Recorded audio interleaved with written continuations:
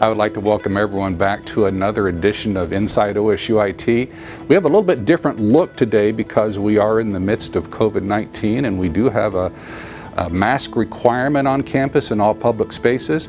But I want to continue the theme that we've been talking about to introduce you to some of the fascinating people that we have on this campus that do such a good job of keeping this institution moving along.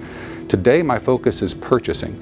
And I want to introduce you to the Director of Purchasing, Jolinda Bailey. Jolinda, thank you for joining me today. Thank you. It's nice to be here. I'm delighted to have you here, and I want to learn about purchasing, particularly the people watching maybe never have even thought about the institution having a purchasing director. First off, can you tell me, what does your job entail?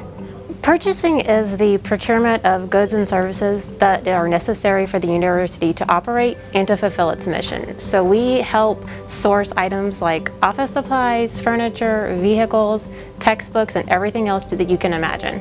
So everything that faculty and students and staff come in contact with on this campus, you touch it at some point in the purchasing process. That's correct. And I understand you also track purchases from the time that items are purchased all the way to the end when they're disposed. Talk to me about the life of a product on campus. So yes, we do handle the lifespan of product and service that we utilize here on campus. We do that through our inventory management system. So we touch everything as soon as it comes through from that initial purchase all the way to disposal and replacement. Now, how does somebody become a purchasing director? You've worn lots of hats since you've been here. Tell me a little bit about yourself and your background. Yes, I started here in 2011 in the bursar's office actually as a cashier. I was there for several years before I was able to obtain the position of financial analyst in fiscal services and purchasing. And I actually handled the inventory management and travel for the campus for about 5 years. I left for a year. I had an opportunity at a private firm in Tulsa, but when the purchasing director position opened up in 2019, it was too good of an opportunity to pass up, so I interviewed and here I am. Many of us were delighted to see you come back to OSUIT, by the way. We're glad to have you back with us. But this has been an unusual year. I think you would agree with me on that. Yes. We were moving along quite well with our spring semester, and then COVID-19 hit and changed everything on this campus. We had to send students away, faculty away. Most of our employees had to go into quarantine, but there was still a core of people, including yourself, that stayed on campus to make sure that things continued.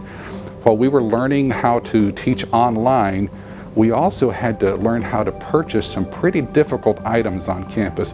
Can you tell me about that process and how difficult it was to find certain PPE items? Yes, the demand for PPE has been crazy high all over the nation.